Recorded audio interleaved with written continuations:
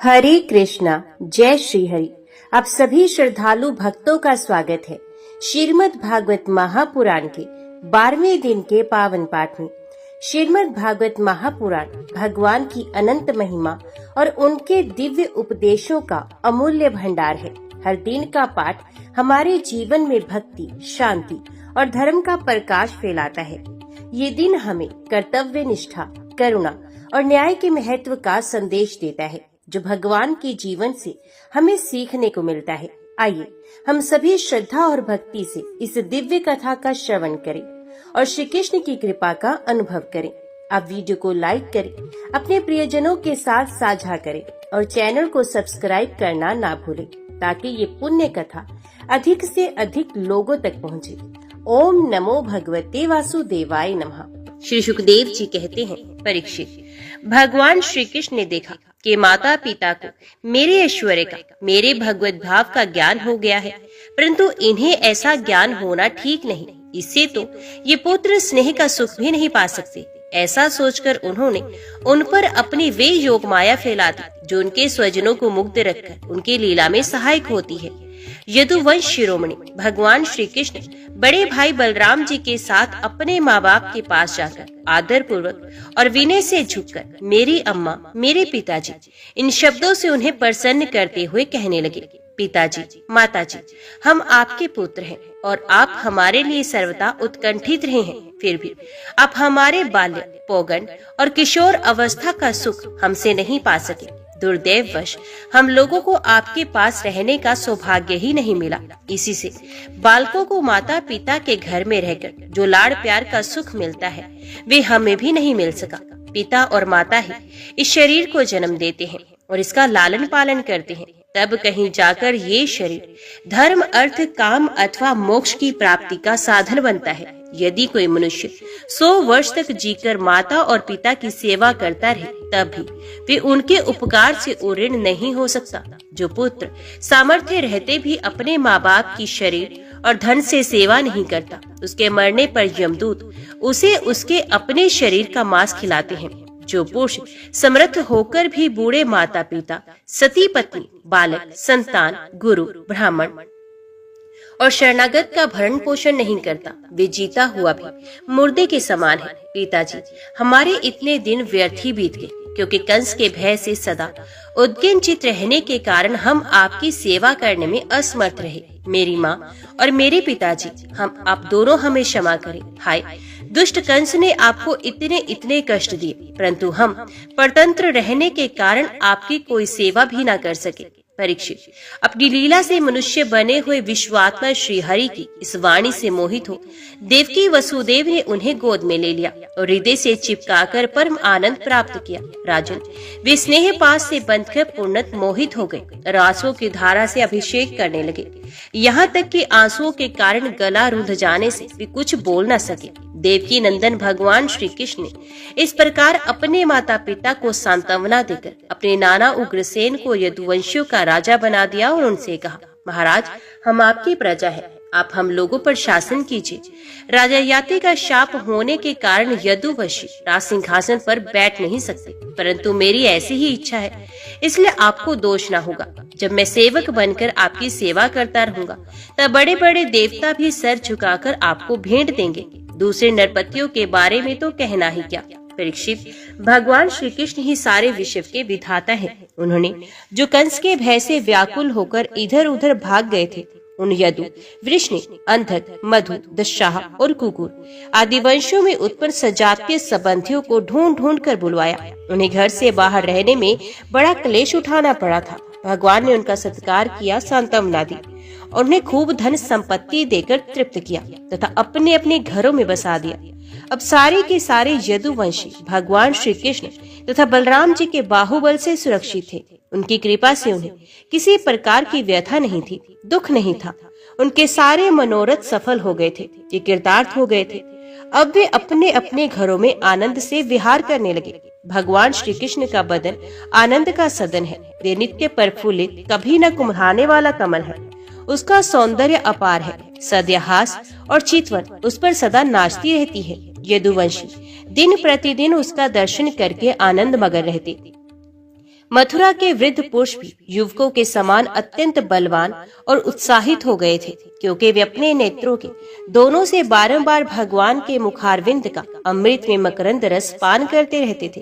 प्रिय परीक्षित, अब देवकी नंदन भगवान श्री कृष्ण और बलराम, जो दोनों ही नंद बाबा के पास आए और गले लगने के बाद उनसे कहने लगे, पिताजी, अपने और माँ यशोदा ने बड़े स्नेह और दुलार से हमारा लालन पालन किया है। इसमें कोई संदेह नहीं कि माता पिता संतान पर अपने शरीर से भी अधिक स्नेह करते हैं, जिन्हें पालन पोषण न कर सकने के कारण स्वजन संबंधियों ने त्याग दिया है। उन बालकों को जो लोग अपने पुत्र के समान लाड़ प्यार से पालते हैं, वे ही वास्तव में उनके माँ बाप होते हैं। पिताजी, अब आप लोग ब्रज में जाइए। इसमें संदेह नहीं कि हमारे बिना वात्सल्य स्नेह के कारण आप लोगों को बहुत दुख होगा। यहाँ के सुहृद संबंधियों को सुखी करके हम आप लोगों से मिलने के लिए आएंगे। भगवान श्री कृष्ण ने नंद बाबा और दूसरे ब्रजवासियों को इस प्रकार समझा बुझाकर बड़े आदर के साथ वस्त्र, आभूषण और अनेक धातुओं के बने बर्तन आदि देकर उनका सत्कार किया।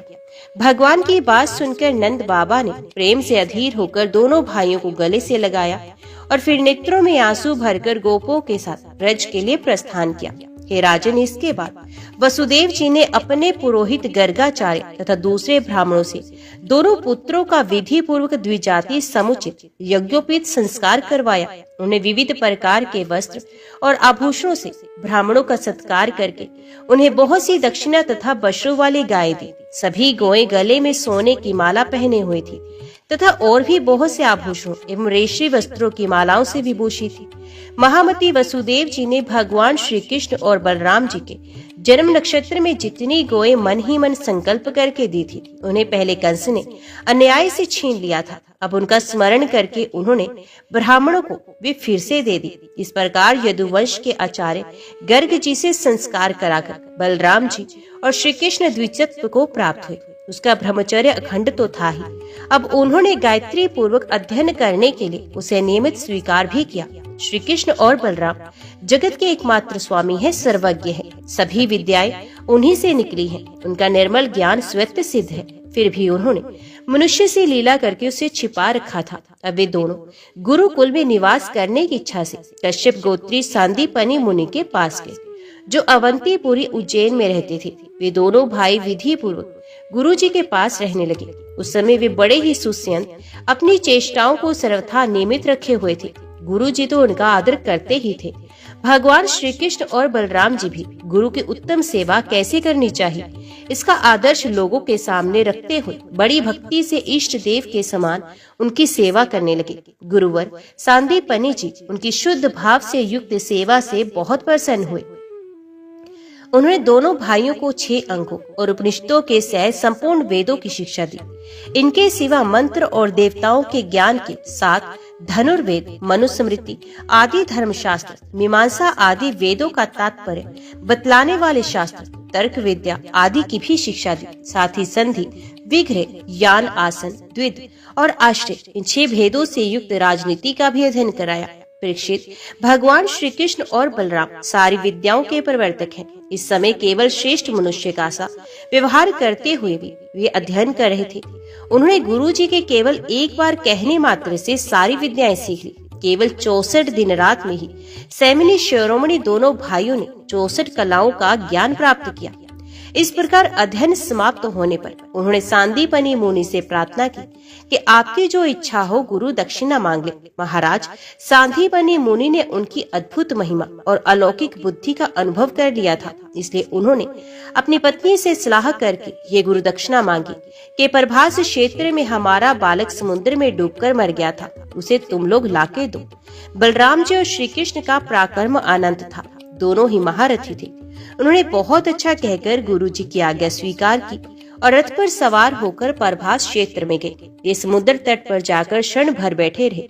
उस समय ये जानकर कि ये साक्षात परमेश्वर है, अनेक प्रकार की पूजा सामग्री लेकर समुद्र उनके सामने उपस्थित हुआ। भगवान ने समुद्र से कहा, समुद्र, तुम यहाँ अपनी बड़ी बड़ी तरंगों से हमारे जिस गुरु पुत्र को बहा ले गए थे, उसे लाकर शीघ्र हमें दे दो। मनुष्य वेशधारी समुद्र ने कहा, देवाधिदेव श्री कृष्ण, मैंने उस बालक को नहीं लिया। मेरे जल में पंचजन नाम का एक बड़ा भारी दैत्य जाति का सुर शंख के रूप में रहता है। अवश्य ही उसी ने वे बालक चुरा लिया होगा। समुद्र की बात सुनकर भगवान तुरंत ही जल में जा घुसे और शंखासुर को मार डाला, परंतु वे बालक उसके पेट में नहीं मिला। तब उसके शरीर का शंख लेकर भगवान रथ पर चले आए। वहां से बलराम जी के साथ श्री कृष्ण ने यमराज की पूरी सैमनी में जाकर अपना शंख बजाया। शंख का शब्द सुनकर सारी प्रजा का शासन करने वाले यमराज ने उनका स्वागत सत्कार किया और भक्ति भाव से भरकर विधि पूर्वक उनकी बहुत बड़ी पूजा की। उन्होंने नम्रता से झुककर समस्त प्राणियों के हृदय में विराजमान सच्चिदानंद स्वरूप भगवान श्री कृष्ण से कहा, लीला से ही मनुष्य बने हुए सर्वव्यापक परमेश्वर, मैं आप दोनों की क्या सेवा करूं? श्री भगवान ने कहा, यमराज, यहाँ अपने कर्म बंधन के अनुसार मेरा गुरु पुत्र लाया गया है, तो मेरी आज्ञा स्वीकार करो और उसके कर्म पर ध्यान ना देकर उसे मेरे पास ले आओ। यमराज ने जो आज्ञा कहकर भगवान का आदेश स्वीकार किया और उनका गुरु पुत्र ला दिया। तब यदुवंश शिरोमणि भगवान श्री कृष्ण और बलराम जी उस बालक को लेकर उज्जैन लौट आए और उसे अपने गुरुदेव को सौंपकर कहा कि आप और जो कुछ चाहे मांग ले। गुरुजी ने कहा, बेटा, तुम दोनों ने भली भांति गुरु दक्षिणा दी, अब और क्या चाहिए?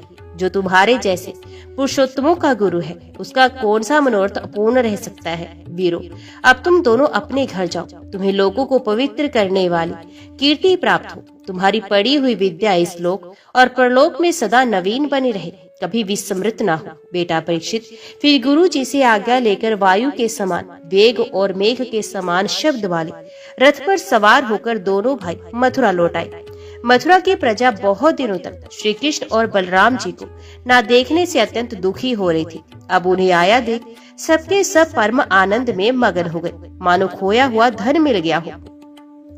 उद्धव जी वृषवंशियों में एक प्रधान पुरुष थे। वे साक्षात बृहस्पति जी के शिष्य और परम बुद्धिमान थे। उनकी महिमा के संबंध में इससे बढ़कर और कौन सी बात कही जा सकती है कि वे भगवान श्री कृष्ण के प्यारे सखा तथा मंत्री भी थे। एक दिन शरणागतों के सारे दुख हर लेने वाले भगवान श्री कृष्ण ने अपने प्रिय भक्त और एकांत प्रेमी उद्धव जी का हाथ अपने हाथ में लेकर कहा, सौम्य स्वभाव उद्धव, तुम व्रज में जाओ। वहाँ मेरे माता पिता नंद बाबा और यशोदा मैया है, उन्हें आनंदित करो। और गोपियां मेरे वीर्य की व्याधि से बहुत ही दुखी हो रही हैं, उन्हें मेरे संदेश सुनाकर उस वेदना से मुक्त करो। प्यारे उद्धव, गोपियों का मन नित्य निरंतर मुझ में ही लगा रहता है। उनके प्राण, उनका जीवन, उनका सर्वस्व मैं ही हूँ। मेरे लिए उन्होंने अपने पति, पुत्र आदि सभी सगे संबंधियों को छोड़ दिया है। उन्होंने बुद्धि से भी मुझे को अपना प्यारा, अपना प्रियतम नहीं अपनी आत्मा ही मान रखा है। मेरा ये व्रत है कि जो लोग मेरे लिए लौकिक और पारलौकिक धर्मों को छोड़ देते हैं, उनका भरण पोषण मैं स्वयं करता हूँ। प्रिय उद्धव, मैं उन गोपियों का परम प्रियतम हूँ। मेरे यहाँ चले आने से वे मुझे दूरसत मानती हैं और मेरा स्मरण करके अत्यंत मोहित हो रही हैं, बार बार मूर्छित हो जाती हैं। वे मेरे विरह की व्यथा से विवल हो रही हैं, प्रतिक्षण मेरे लिए उत्कंठित रहती हैं। मेरी गोपियां, मेरी प्रेयसियां इस समय बड़े ही कष्ट और यत्न से अपने प्राणों को किसी प्रकार संभाल रखी हैं। मैंने उनसे कहा था कि मैं आऊंगा, वही उनके जीवन का आधार है। उद्धव, और तो क्या कहूँ, मैं ही उनकी आत्मा हूँ। वे नित्य निरंतर मुझ में ही तन्मय रहती हैं। जब भगवान श्री कृष्ण ने ये बात कही, तब उद्धव जी बड़े आदर से अपने स्वामी का संदेश लेकर रथ पर सवार हुए और नंदगांव के लिए चल पड़े। परम सुंदर उद्धव जी सूर्यास्त के समय नंद बाबा के व्रज में पहुंचे। उसमें जंगल से गाय लौट रही थी। उनके खुरों के आघात से इतनी धूल उड़ रही थी कि उनका रथ ढक गया था। ब्रजभूमि में ऋतुमयी गौओं के लिए मतवाले सांड आपस में लड़ रहे थे। उनकी गर्जना से सारा व्रज गूंज रहा था। थोड़े दिनों की ब्याई हुई गौएं अपने थनों के भारी भार से दबी होने पर भी अपने अपने बछड़ों की ओर दौड़ रही थी। सफेद रंग के बछड़े इधर उधर उछल कूद मचाते हुए बहुत ही भले मालूम होते थे। गाय दूहने की धर धर ध्वनि से, बांसुरी की मधुर टेर से भी ब्रज की अपूर्व शोभा हो रही थी।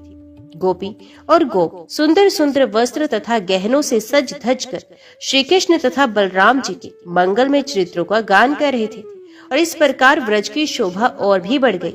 गोपों के घरों में अग्नि, सूर्य, अतिथि, गो, ब्राह्मण और देवता, पितरों की पूजा थी। धूप की सुगंध चारों ओर फैल रही थी और दीपक चकमगा रहे थे उन घरों को पुष्पों से सजाया गया था। ऐसे मनोहर ग्रहों से सारा व्रज और भी मनोरम हो रहा था। चारों ओर वन पंक्तियां फूलों से लद रही थी, पक्षी चहक रहे थे और भोरे गुंजार कर रहे थे। वहां जल और स्थल दोनों ही कमलों के वन से शोभायमान थे और हंस, बत्तख आदि पक्षी वन में विहार कर रहे थे। जब भगवान श्री कृष्ण के प्यारे अनुचर उद्धव जी व्रज में आए, तब उनसे मिलकर नंद बाबा बहुत ही प्रसन्न हुए। उन्होंने उद्धव जी को गले लगाकर उनका वैसे ही सम्मान किया, मानो स्वयं भगवान श्री कृष्ण ही आ गए हों। समय पर उत्तम अन्न का भोजन कराया और जब वे आराम से पलंग पर बैठ गए, सेवकों ने पांव दबाकर पंखा झलकर उनकी थकावट दूर कर दी। तब नंद बाबा ने पूछा, परम भाग्यवान उद्धव जी, अब हमारे सखा वसुदेव जी जेल से छूट गए हैं। उनके आत्मीय स्वजन तथा पुत्र आदि उनके साथ हैं। इस समय वे कुशल से तो है ना? ये बड़े सौभाग्य की बात है कि अपने पापों के फलस्वरूप पापी कंस अपने अनुयायियों के साथ मारा गया, क्योंकि स्वभाव से ही धार्मिक परम साधु यदुवंशियों से ही सदा द्वेष करता था। अच्छा उद्धव जी, श्री कृष्ण कभी हम लोगों की याद करते हैं। ये उनकी माँ है, स्वजन संबंधी है, सखा है, गोप है। उन्हीं को अपना स्वामी और सर्वस्व मानने वाला ये व्रज है, उन्हीं की गोएं वृंदावन और ये गिरिराज है। क्या वे कभी इनका स्मरण करते हैं? आप ये भी बताइए कि हमारे गोविंद अपने सुहृद बांधवों को देखने के लिए एक बार भी यहाँ आएंगे क्या? यदि वे यहाँ आ जाते तो हम उनकी ये सुघड़ नासिका, उनका मधुर हास्य और मनोहर चितवन से युक्त मुकम्मल तो देख लेते। उद्धव जी, श्री कृष्ण का हृदय उदार है, उनकी शक्ति अनंत है। उन्होंने दावानल से, आंधी पानी से, वृषासुर और अजगर आदि अनेकों मृत्यु के निमित्तों से, जिन्हें टालने का कोई उपाय नहीं था, एक बार नहीं अनेक बार हमारी रक्षा की है। उद्धव जी, हम श्री कृष्ण के विचित्र चरित्र, उनकी विलास पूर्ण तिरछी चित्र, उन्मुक्त हास्य, मधुर भाषण आदि का स्मरण करते रहते हैं और उसमें इतने तन्मय रहते हैं कि अब हमसे कोई कामकाज नहीं हो पाता। जब हम देखते हैं कि ये वही नदी है जिसमें श्री कृष्ण जल क्रीड़ा करते थे, ये वही गिरिराज है जिसे उन्होंने एक हाथ पर उठा लिया था, ये वे ही वन के प्रदेश है जहाँ श्री कृष्ण गोए चराते हुए बांसुरी बजाते थे, और ये वही स्थान है जहाँ वे अपने सखाओं के साथ अनेकों प्रकार के खेल खेलते थे, और साथ ही ये भी देखते थे कि यहाँ उनके चरण चिन्ह अभी मिटे नहीं हैं। तब उन्हें देखकर हमारा मन श्री कृष्णमय हो जाता है। इसमें संदेह नहीं कि मैं श्री कृष्ण और बलराम को देव शिरोमणि मानता हूँ, और ये भी मानता हूँ कि देवताओं का कोई बहुत बड़ा प्रयोजन सिद्ध करने के लिए ही यहाँ आए हुए हैं। स्वयं भगवान गर्गाचार्य जी ने मुझसे ऐसा ही कहा था। जैसे सिंह बिना किसी परिश्रम के पशुओं को मार डालता है, वैसे ही उन्होंने खेल ही खेल में 10,000 हाथियों का बल रखने वाले कंस, उसके दोनों अजय पहलवानों और महान बलशाली गजराज कुवल यापिड़ को मार डाला। उन्हें 3 ताल लंबे और अत्यंत दृढ़ धनुष्य को वैसे ही तोड़ डाला जैसे कोई हाथी किसी छड़ी को तोड़ डाले। हमारे प्यारे श्री कृष्ण ने एक हाथ से 7 दिनों तक गिरिराज को उठाए रखा था। यही सबके देखते देखते खेल खेल में उन्होंने प्रलंब, धेनुक, अरिष्ट, तृणाव्रत और बंक आदि बड़े बड़े दैत्यों को मार डाला, जिन्होंने समस्त देवता और असुरों पर विजय प्राप्त की थी। परीक्षित, नंद बाबा का हृदय यूं ही भगवान श्री कृष्ण के अनुराग रंग में रंगा हुआ था। जब इस प्रकार वे उनकी लीलाओं का एक एक करके स्मरण करने लगे, तब तो उनमें प्रेम की बाढ़ ही आ गई। वे विवल हो गए और मिलने की अत्यंत उत्कंठा होने के कारण उनका गला रुंध गया। वे चुप हो गए। यशोदा रानी भी वहीं बैठकर नंद बाबा की बातें सुन रही थी। श्री कृष्ण की एक एक लीला सुनकर उनके नेत्रों से आंसू बहने लगते और पुत्र स्नेह की बाढ़ से उनके स्तनों से दूध की धारा बहती जाती। उद्धव जी, नंद बाबा और यशोदा रानी के हृदय में श्री कृष्ण के प्रति कैसा अगाध अनुराग है, ये देखकर आनंद मगन हो गए और उनसे कहने लगे, हे मानद, इसमें संदेह नहीं कि आप दोनों समस्त शरीरधारियों में अत्यंत भाग्यवान हैं, सराहना करने योग्य है, क्योंकि जो सारे चराचर जगत के बनाने वाले और उसे ज्ञान देने वाले नारायण हैं, उनके प्रति आपके हृदय में ऐसा वात्सल्य स्नेह पुत्र भाव है। बलराम और श्री कृष्ण पुराण पुरुष हैं, वे सारे संसार के उपादान कारण और निमित्त कारण भी हैं। भगवान श्री कृष्ण पुरुष हैं तो बलराम जी प्रधान प्रकृति, ये ही दोनों समस्त शरीर में प्रविष्ट होकर उन्हें जीवन दान देते हैं और उनमें उनसे अत्यंत विलक्षण जो ज्ञान स्वरूप जीव है उसका नियमन करते हैं। जो जीव मृत्यु के समय अपने शुद्ध मन को एक क्षण के लिए भी उनमें लगा देता है, वे समस्त कर्म वासनाओं को धो डालता है और शीघ्र ही सूर्य के समान तेजस्वी तथा ब्रह्ममय होकर परम गति को प्राप्त होता है। वे भगवान ही जो सबकी आत्मा और परम कारण है, भक्तों की अभिलाषा पूर्ण करने और पृथ्वी का भार उतारने के लिए ही मनुष्य का सा शरीर ग्रहण करके प्रकट हुए हैं। उनके प्रति आप दोनों का ऐसा सुदृढ़ वात्सल्य भाव है। फिर महात्माओं, आप दोनों के लिए अब कौन सा शुभ कर्म करना शेष रह जाता है? भक्त वत्सल यदुवंश शिरोमणि भगवान श्री कृष्ण थोड़े ही दिनों में व्रज में आएंगे और आप दोनों अपने माँ बाप को आनंदित करेंगे। जिस समय उन्होंने समस्त यदुवंशियों के द्रोही कंस को रंगभूमि में मार डाला और आपके पास आकर कहा कि मैं व्रज में आऊंगा, उस कथन को वे जरूर सत्य करेंगे। नंद बाबा और माता यशोदा जी, आप दोनों परम भाग्यशाली हैं। खेद न करें, आप श्री कृष्ण को अपने पास ही देखेंगे, क्योंकि जैसे काष्ठ में अग्नि सदा ही व्यापक रूप से रहती है, वैसे ही वे समस्त प्राणियों के हृदय में सर्वदा विराजमान रहते हैं। एक शरीर के प्रति अभिमान न होने के कारण ना तो कोई उनका प्रिय है ना प्रिय, वे सब में और सबके प्रति समान है। इसलिए उनकी दृष्टि में ना तो कोई उत्तम है ना ही अधम। यहाँ तक कि विश्वता का भाव रखने वाला भी उनके लिए विषम नहीं है। ना तो उनकी कोई माता है ना पिता, न पत्नी न पुत्र, न अपना है न पराया, न देह है न तो जन्म।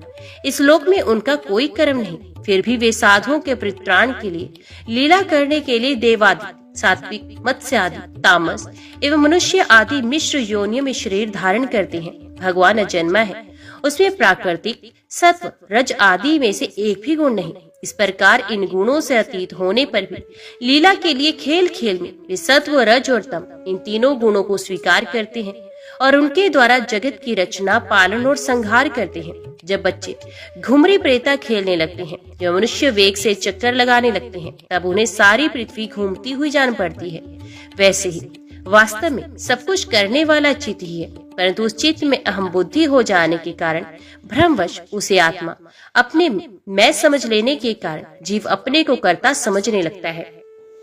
भगवान श्री कृष्ण केवल आप दोनों के ही पुत्र नहीं हैं, वे समस्त प्राणियों के आत्मा, पुत्र, माता पिता और स्वामी भी हैं। बाबा, जो कुछ देखा या सुना जाता है, वे चाहे भूत से संबंध रखता हो या वर्तमान से अथवा भविष्य से, स्थावर हो या जंगम हो, महान हो अथवा अल्प हो, ऐसी कोई वस्तु ही नहीं जो भगवान श्री कृष्ण से पृथक हो। बाबा, श्री कृष्ण के अतिरिक्त ऐसी कोई वस्तु नहीं जिसे वस्तु कह सके। वास्तव में वे सब वे ही हैं, वे ही परमार्थ सत्य हैं। परीक्षित, भगवान श्री कृष्ण के सखा उद्धव और नंद बाबा इसी प्रकार आपस में बात करते रहे और वे रात बीत गई। कुछ रात शेष रहने पर गोपियां उठी।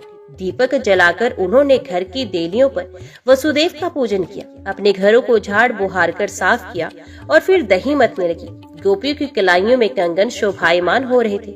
रस्सी खींचते समय वे बहुत भली मालूम हो रही थी। उनके नितंब, स्तन और गले के हार हिल रहे थे। कानों के कुंडल हिल हिलकर उनके कुमकुम मंडित कपोलों की लालिमा बढ़ा रहे थे। उनके आभूषणों की मणियां दीपक की ज्योति से और भी जगमगा रही थी और इस प्रकार वे अत्यंत शोभा से संपन्न होकर दही मथ रही थी। उस समय गोपियां कमल नयन भगवान श्री कृष्ण के मंगलमय चरित्रों का गान कर रही थी। उनका वे संगीत दही मथने की ध्वनि से मिलकर और भी अद्भुत हो गया तथा स्वर्गलोक तक जा पहुंचा, जिसकी स्वर लहरी सब और फैलकर दिशाओं का अमंगल मिटा देती है। जब भगवान सूर्य का उदय हुआ, तब गोपिकाओं ने देखा कि नंद बाबा के दरवाजे पर एक सोने का रथ खड़ा है। एक दूसरे से पूछने लगी कि किसका रथ है। किसी गोपी ने कहा, कंस का प्रयोजन सिद्ध करने वाला अक्रूर ही तो कहीं फिर से नहीं आ गया, जो कमल नयन प्यारे श्याम सुंदर को यहाँ से मथुरा ले गया था। किसी दूसरी गोपी ने कहा, क्या अब वे हमें ले जाकर अपने मरे हुए स्वामी कंस का पिंडदान करेगा?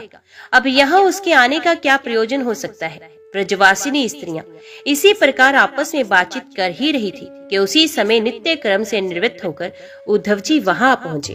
गोपियों ने देखा श्री कृष्ण के सेवक उद्धव जी की आकृति और वेशभूषा श्री कृष्ण से मिलती जुलती है। घुटनों तक लंबी लंबी भुजाएं हैं, नूतन कमल दल के समान कोमल नेत्र हैं, शरीर पर पीताम्बर धारण किए हैं, गले में कमल पुष्पों की माला है, कानों में मणि जटित कुंडल झलक रहे हैं और मुखार विंद अत्यंत प्रफुल्लित है।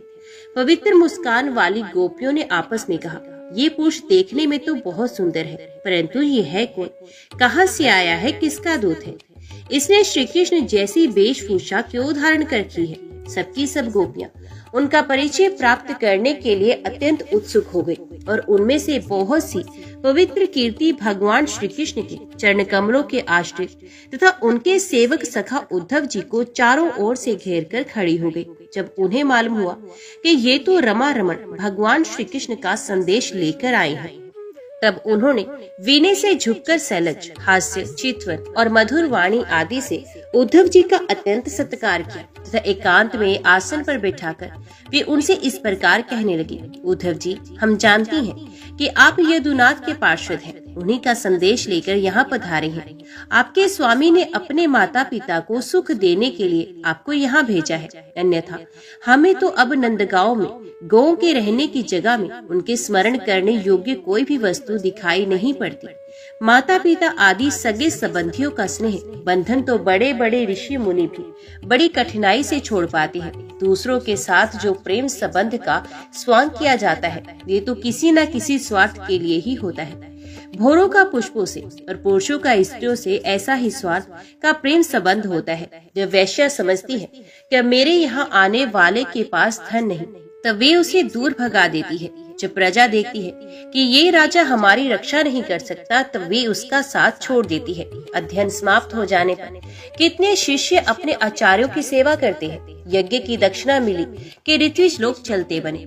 जब वृक्ष पर फल नहीं रहते, तब पक्षीगण वहाँ से बिना कुछ सोचे विचारे उड़ जाते हैं। भोजन कर लेने के बाद अतिथि लोग भी गृहस्थ की ओर देखते हैं। वन में आग लगी कि पशु भाग खड़े हुए, चाहे स्त्री के हृदय में कितना भी अनुराग हो। जार पुरुष अपना काम बना लेने के बाद उलटकर भी तो नहीं देखता। परीक्षित, गोपियों के मन, वाणी और शरीर श्री कृष्ण में ही तल्लीन थे। जब भगवान श्री कृष्ण के दूत बनकर उद्धव जी व्रज में आए, तब वे उनसे इस प्रकार कहते कहते भूल ही गई कि कौन सी बात किस तरह किसके सामने कहनी चाहिए। भगवान श्री कृष्ण ने बचपन से लेकर किशोर अवस्था तक जितनी भी लीलाएं की थी, उन सबकी याद कर करके गोपियां उनका गान करने लगी। वे आत्म विस्मृत होकर स्त्री सुलभ लज्जा को भी भूल गई और फूट फूट कर रोने लगी।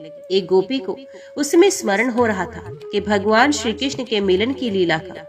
उसी समय उसने देखा कि पास ही एक भोरा गुनगुना रहा है। उसने ऐसा समझा मानो मुझे रूठी हुई समझकर श्री कृष्ण ने मनाने के लिए दूत भेजा है। ये गोपी भोरे से इस प्रकार कहने लगी, रे मधु, तू कपटी का सखा है, इसलिए तू भी कपटी है। तू हमारे पैरों को मत छू, झूठे प्रणाम करके हमसे अनुन्य विनय मत कर। हम देख रही हैं कि श्री कृष्ण की जो वनमाला हमारी सोतों के वक्षस्थल के स्पर्श से मसली हुई है, उसका पीला पीला कुमकुम तेरी मूछों पर भी लगा है। तू स्वयं भी तो किसी कुसुम से प्रेम नहीं करता, यहाँ से वहाँ उड़ा करता है। जैसे तेरे स्वामी वैसा ही तू। मधुपति श्री कृष्ण मथुरा की माननी नायिकाओं को मनाया करे। उनका ये कुमकुम रूप कृपा प्रसाद जो यदुवंशियों की सभा में उपहास करने योग्य है, अपने ही पास रखें। उसे तेरे द्वारा यहाँ भेजने की क्या आवश्यकता है? जैसे तू काला है, वैसे ही वे भी हैं। तू भी पुष्पों का रस लेकर उड़ जाता है, वैसे ही वे भी निकल गए। उन्होंने हमें केवल एक बार, हाँ ऐसा ही लगता है, केवल एक बार अपनी तनिक सी मोहिनी और परम मादक अधर सुधा पिलाई थी, और फिर हम भोली भाली गोपियों को छोड़कर वे यहाँ से चले गए। पता नहीं सुकुमारी लक्ष्मी उनके चरण कमलों की सेवा कैसे करती रहती हैं। अवश्य ही वे शैल शबीले श्री कृष्ण की चिकड़ी चुपड़ी बातों में आ गई होंगी। चित्तचोर ने उनका भी चित्त चुरा लिया होगा। अरे भ्रमर, हम वनवासी नहीं हैं, हमारे तो घर द्वार भी नहीं है। तू हम लोगों के सामने यदुवंश शिरोमणि श्री कृष्ण का बहुत सा गुणगान क्यों कर रहा है? ये सब भला हम लोगों को मनाने के लिए ही तो है, परंतु नहीं, वे हमारे लिए कोई नए नहीं है। हमारे लिए जाने पहचाने बिल्कुल पुराने हैं। तेरी चापलूसी हमारे पास नहीं चलेगी। तू जा, यहाँ से चला जा, और जिनके साथ सदा विजयी रहती है उन श्री कृष्ण की मधुर पुरवासिनी सखियों के सामने जाकर उनका गुणगान कर। वे नहीं है, उनकी लीलाएं कम जानती है, और इस समय वे उनकी प्यारी हैं। उनके हृदय की पीड़ा उन्होंने मिटा दी है। वे तेरी प्रार्थना स्वीकार करेंगी। तेरी चापलूसी से प्रसन्न होकर तुझे मुंह मांगा वस्तु देंगे। भोरे, वे हमारे लिए छटपटा रहे हैं, ऐसा तू क्यों कहता है? उनकी कपट भरी मनोहर मुस्कान और बाहों के इशारे से जो वश में ना हो जाए, उनके पास दौड़ी ना आए, ऐसी कौन सी स्त्रियां हैं? अरे अनजान, स्वर्ग में, पाताल में और पृथ्वी में ऐसी एक भी स्त्री नहीं। औरों की तो बात ही क्या, स्वयं लक्ष्मी जी भी उनके चरण रज की सेवा किया करती हैं। फिर हम श्री कृष्ण के लिए किस गिनती में हैं? परंतु तू उनके पास जाकर कहना कि तुम्हारा नाम तो उत्तम श्लोक है, अच्छे अच्छे लोग तुम्हारी कीर्ति का गान करते हैं, परंतु इसकी सार्थकता तो इसी में है कि तुम दीनों पर दया करो, नहीं तो कृष्ण तुम्हारा उत्तम श्लोक नाम झूठा पड़ जाता है। अरे मधुकर, देख, तू मेरे पैर पर सिर मत टेक। मैं जानती हूँ कि तू अनुन्य विनय करने में, क्षमा याचना करने में बड़ा निपुण है। मालूम होता है कि तू श्री कृष्ण से ही यही सीख कर आया है कि रूठे हुए को मनाने के लिए दूत को, संदेश वाहक को कितनी चाटुकारिता करनी चाहिए। परंतु समझ ले कि यहाँ तेरी दाल नहीं गलने वाली। देख, हमने श्री कृष्ण के लिए ही अपने पति, पुत्र और दूसरे लोगों को छोड़ दिया, परंतु उनमें तनिक भी कृतज्ञता नहीं। वे ऐसे निर्मोही निकले कि हमें छोड़कर चलते बने। अब तू ही बता, ऐसे अकृतज्ञ के साथ हम क्या संधि करें? क्या तू अब भी चाहता है कि उन पर विश्वास करना चाहिए? अरे मधु, जब वे राम बने थे तब उन्होंने कपिराज बाली को व्याध के समान छिपकर बड़ी निर्दयता से मारा था।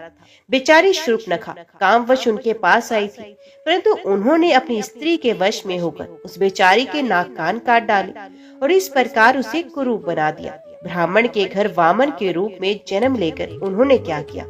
बलि ने तो उनकी पूजा की, उनकी मुहमांगी वस्तु दी और उन्होंने उसकी पूजा ग्रहण करके भी उसे वरुण पाश में बांधकर पाताल में डाल दिया। ठीक वैसे ही जिसे कोआ बलि खाकर भी बलि देने वाले को अपने अनन्य साथियों के साथ मिलकर घेर लेता है और परेशान करता है। अच्छा, तो अब जाने दे, हमें श्री कृष्ण से क्या, किसी भी काली वस्तु के साथ मित्रता से कोई प्रयोजन नहीं। परंतु यदि तू ये कहे कि जब ऐसा है तो तुम लोग उनकी चर्चा क्यों करती हो, तो भ्रमर, हम सच कहती हैं, एक बार जिसे उसका चस्का लग जाता है वे उसे छोड़ नहीं सकता।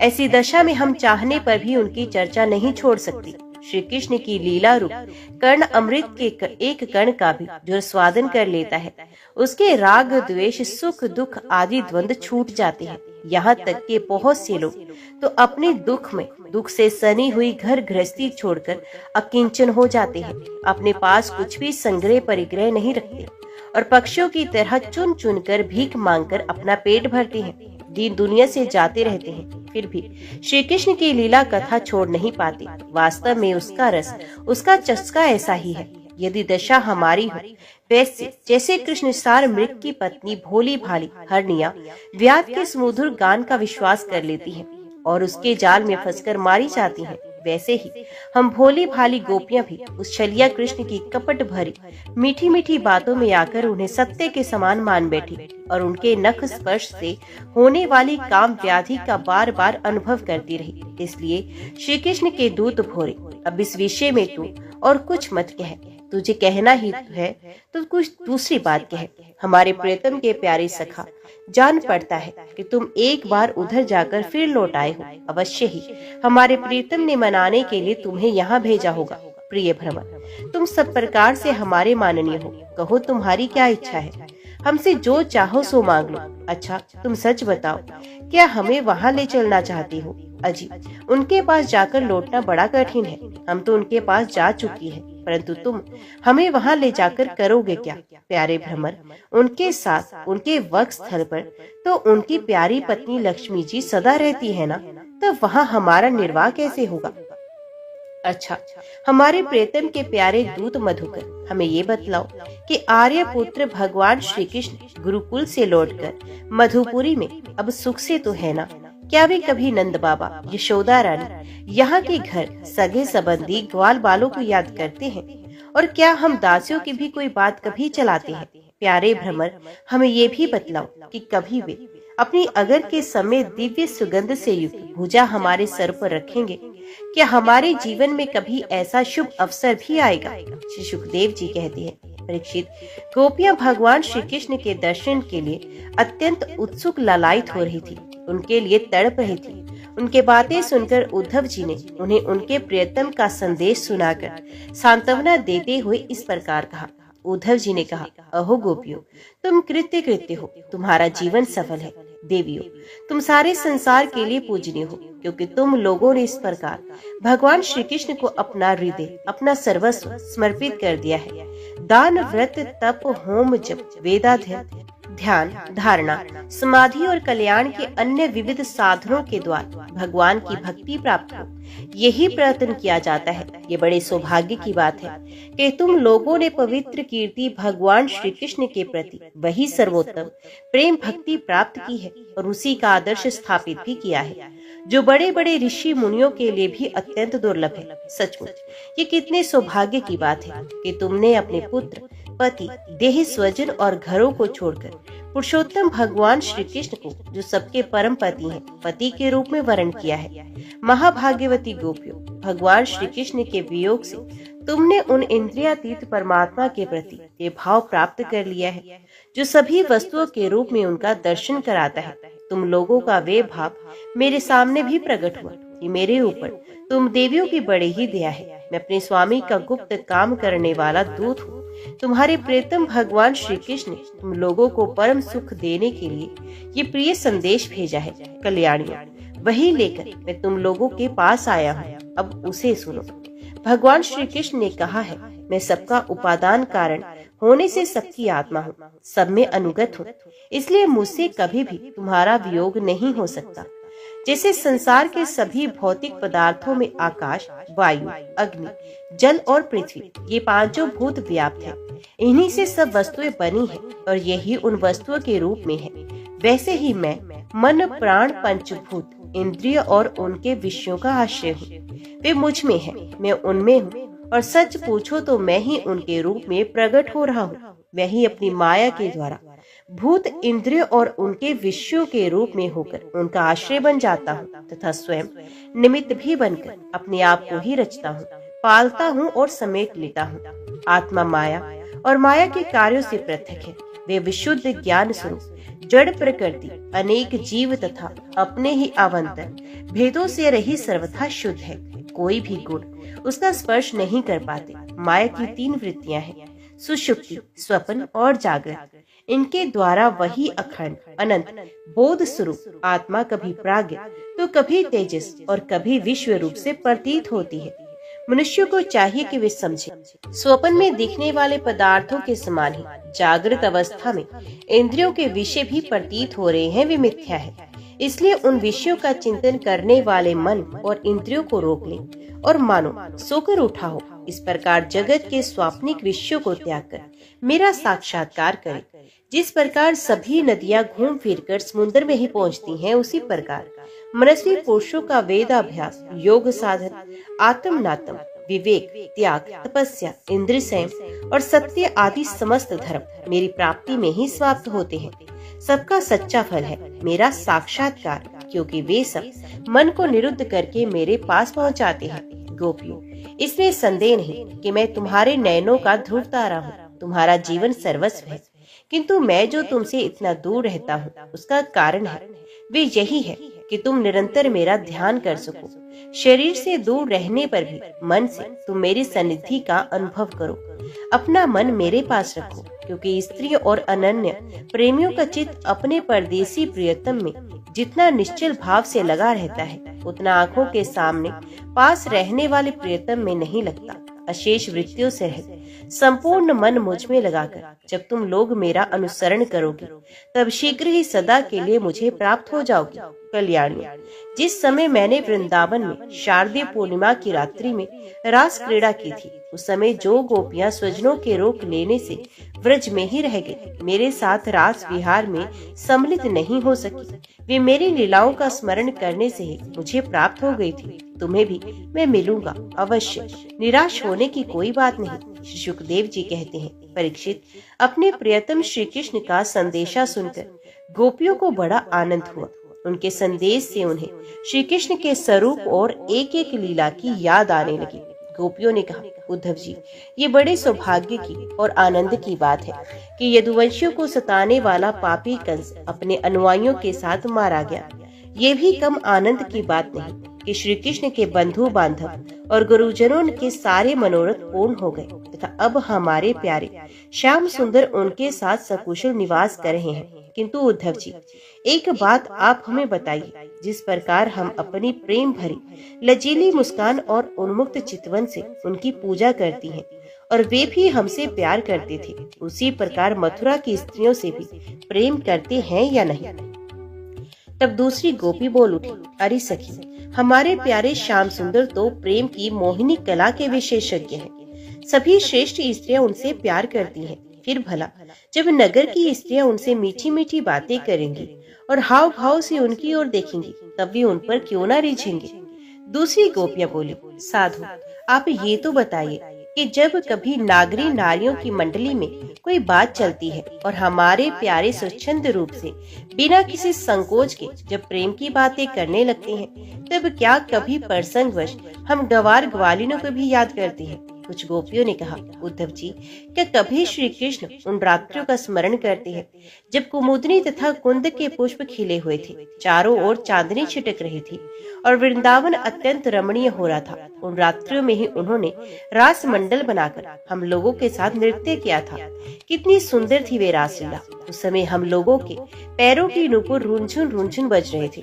हम सब सखियां उन्हीं की सुंदर सुंदर लीलाओं का गान कर रही थी और वे हमारे साथ नाना प्रकार के विहार कर रहे थे। कुछ दूसरी गोपियां बोल उठी, उद्धव जी, हम सब तो उन्हीं के विरह को आग से जल रही हैं। देवराज इंद्र जैसे जल बरसाकर वन को हरा भरा कर देते हैं, उसी प्रकार क्या कभी श्री कृष्ण भी अपने कर स्पर्श आदि से हमें जीवन दान देने के लिए यहाँ आएंगे? तब एक गोपी ने कहा, अरे सखी, अब तो उन्होंने शत्रुओं को मारकर राज्य पा लिया है, जिसे देखो वही उनका सुहृद बना फिरता है। अब बड़े बड़े नरपतियों की कुमारियों से विवाह करेंगे, उनके साथ आनंद पूर्वक रहेंगे। यहाँ हम ग्वारनों के पास क्यों आएंगे? दूसरी गोपी ने कहा, नहीं सखी, महात्मा श्री कृष्ण जो स्वयं लक्ष्मीपति हैं, उनकी सारी कामनाएं पूर्ण ही हैं। वे कृत्य कृत्य हैं। हम वनवासिनी ग्वालिनों अथवा दूसरी राजकुमारियों से उनका कोई प्रयोजन नहीं। हम लोगों के बिना उनका कौन सा काम अटक रहा है? देखो, वैश्या होने पर भी पिंगला ने क्या ठीक ही कहा है, संसार में किसी की आशा न रखना ही सबसे बड़ा सुख है। ये बात हम जानते हैं, फिर भी हम भगवान श्री कृष्ण के लौटने की आशा छोड़ने में असमर्थ हैं। उनके शुभ आगमन की आशा ही तो हमारा जीवन है। हमारे प्यारे श्याम सुंदर ने, जिनकी कीर्ति का गान बड़े बड़े महात्मा करते रहते हैं, हमसे एकांत में जो मीठी मीठी प्रेम की बातें की हैं, उन्हें छोड़ने का, भुलाने का उत्साह भी हम कैसे कर सकती हैं? देखो तो, उनकी इच्छा ना होने पर भी स्वयं लक्ष्मी जी उनके चरणों से लिपटी रहती हैं। एक क्षण के लिए भी उनका अंग संग छोड़कर कहीं नहीं जाती। उद्धव जी, ये वही नदी है जिसमें वे विहार करते थे। ये वही पर्वत है जिसके शिखर पर चढ़कर बांसुरी बजाते थे। ये वही वन है जिसमें वे रात्रि के समय रास लीला करते थे। और ये वही गोए हैं जिनको चराने के लिए वे सुबह शाम हम लोगों को देखते हुए जाते थे। और ये ठीक वैसे ही वंशी की तान हमारे कानों में गूंजती रहती है, जैसे वे अपने अधरों के संयोग से छेड़ा करते थे। बलराम जी के साथ श्री कृष्ण ने इन सभी का सेवन किया है। यहाँ का एक एक परदेश, एक एक धूलिकण उनके परम सुंदर चरण कमलों से चिन्हित है। इन्हें जब जब हम देखती हैं, सुनती हैं, दिन भर ये तो करती रहती हैं। तब तक वे हमारे प्यारे श्याम सुंदर नंद नंदन को हमारे नेत्रों के सामने लाकर रख देते हैं। उद्धव जी, हम किसी भी प्रकार मरकर भी उन्हें भूल नहीं सकती। उनके वे हंस किसी सुंदर चाल, उन्मुक्त हास्य, विलासपूर्ण चितवन और मधुमय वाणी, आह, उन सब ने हमारा चित्त चुरा लिया है। हमारा मन हमारे वश में नहीं है। अब हम उन्हें भूले तो किस तरह? हमारे प्यारे श्री कृष्ण, तुम ही हमारे जीवन के स्वामी हो, सर्वस्व हो। प्यारे, तुम लक्ष्मी नाथ हो तो क्या हुआ, हमारे लिए तो ब्रजनाथ ही हो। हम व्रज गोपियों के एकमात्र तुम ही सच्चे स्वामी हो। श्याम सुंदर, तुमने बार बार हमारी व्यथा मिटाई है, हमारे संकट काटे हैं। गोविंद, तुम गोओं से बहुत प्रेम करती हो, क्या हम गोए नहीं हैं? तुम्हारा ये सारा गोकुल जिसमें गवाल बाल, माता पिता, गोए और हम गोपियां सब कोई हैं, दुख के अपार सागर में डूब रहा है। तुम इसे बचाओ, आओ हमारी रक्षा करो। प्रिय परीक्षित, भगवान श्री कृष्ण का प्रिय संदेश सुनकर गोपियों के विरह व्यथा शांत हो गई थी। ये इंद्रियातीत भगवान श्री कृष्ण को अपनी आत्मा के रूप में सर्वत्र स्थित समझ चुकी थी। अब वे बड़े प्रेम और आदर से उद्धव जी का सत्कार करने लगी। उद्धव जी गोपियों की विरह व्यथा मिटाने के लिए कई महीनों तक वहीं रहे। वे भगवान श्री कृष्ण की अनेकों लीलाएं और बातें सुना सुनाकर ब्रजवासियों को आनंदित करते रहते। नंद बाबा के व्रज में जितने दिनों तक उद्धव जी रहे, उतने दिनों तक भगवान श्री कृष्ण की लीला की चर्चा होते रहने के कारण ब्रजवासियों को ऐसा जान पड़ा मानो अभी एक ही क्षण हुआ हो। भगवान के परम प्रेमी भक्त उद्धव जी कभी नदी तट पर जाते, कभी वनों में विहरते और कभी गिरिराज की घाटियों में विचरते, कभी रंग बिरंगे फूलों से लदे हुए वृक्षों में ही रम जाते और यहाँ भगवान श्री कृष्ण ने कौन सी लीला की है, ये पूछ पूछ कर ब्रजवासियों को भगवान श्री कृष्ण और लीला के स्मरण में तन्मय कर देते। उद्धव जी ने ब्रज में रहकर गोपियों की इस प्रकार प्रेम विकलता तथा और भी बहुत सी प्रेम चेष्टाएं देखी। उनकी इस प्रकार श्री कृष्ण में तन्मयता देखकर वे प्रेम और आनंद से भर गए। अब वे गोपियों को नमस्कार करते हुए इस प्रकार गान करने लगे। इस पृथ्वी पर केवल इन गोपियों का ही शरीर धारण करना श्रेष्ठ एवं सफल है, क्योंकि ये सर्वात्मा भगवान श्री कृष्ण के परम प्रेम में दिव्य महाभाव में स्थित हो गई हैं। प्रेम की ये ऊंची से ऊंची स्थिति संसार के भय से मुमुक्षु जनों के लिए ही नहीं, अपितु बड़े बड़े मुनियों, मुक्त पुरुषों तथा हम भक्त जनों के लिए भी अभी वांछनीय ही है। हमें इसकी प्राप्ति नहीं हो सकी। सत्य है, जिन्हें भगवान श्री कृष्ण की लीला कथा के रस का चस्का लग गया है, उन्हें कुलीनता की, द्विजाति समुचित संसार की और बड़े बड़े यज्ञ याज्ञों की दीक्षित होने की क्या आवश्यकता। अथवा यदि भगवान की कथा का रस नहीं मिला, उसमें रुचि नहीं हुई, तो अनेक महाकल्पों तक बार बार ब्रह्मा होने से ही क्या लाभ। कहा ये वंचरी आचार ज्ञान और जाति से ही गांव की गवार ग्वालिनी, और कहा सच्चिदानंद घन भगवान श्री कृष्ण में ये अनन्य प्रेम। अहो धन्य है, धन्य है। इससे सिद्ध होता है कि कोई भगवान के स्वरूप और रहस्य को ना जानकर भी उनसे प्रेम करे, उनका भजन करे, तो वे स्वयं अपनी शक्ति से, अपनी कृपा से उनका परम कल्याण कर देते हैं। ठीक वैसे ही जैसे कोई अनजाने में भी अमृत पी ले, तो वे अपनी वस्तु शक्ति ही पीने वाले को अमर बना देते हैं। भगवान श्री कृष्ण ने रास उत्सव के समय इन ब्रज गोपियों के गले में वहां डाल डालकर इनके मनोरथ पूर्ण किए। इन्हें भगवान ने जिस कृपा प्रसाद का वितरण किया, इन्हें जैसा प्रेम दान किया, वैसा भगवान की परम प्रेमवती नित्य संगनी वक्षस्थल पर विराजमान लक्ष्मी जी को भी नहीं प्राप्त हुआ। कमल की सी सुगंध और कांति से युक्त देवांगनाओं को भी नहीं मिला, फिर दूसरी स्त्रियों की तो बात ही क्या करें। मेरे लिए तो सबसे अच्छी बात यही होगी कि मैं इस वृंदावन धाम में कोई झाड़ी लता अथवा औषधि जड़ी बूटी ही बन जाऊं। आहा, यदि मैं ऐसा बन जाऊंगा तो मुझे इन ब्रजगोपियों की चरण धूलि निरंतर सेवन करने के लिए मिलती रहेगी। इनकी चरण रज में स्नान करके मैं धन्य हो जाऊंगा। धन्य है ये गोपियां।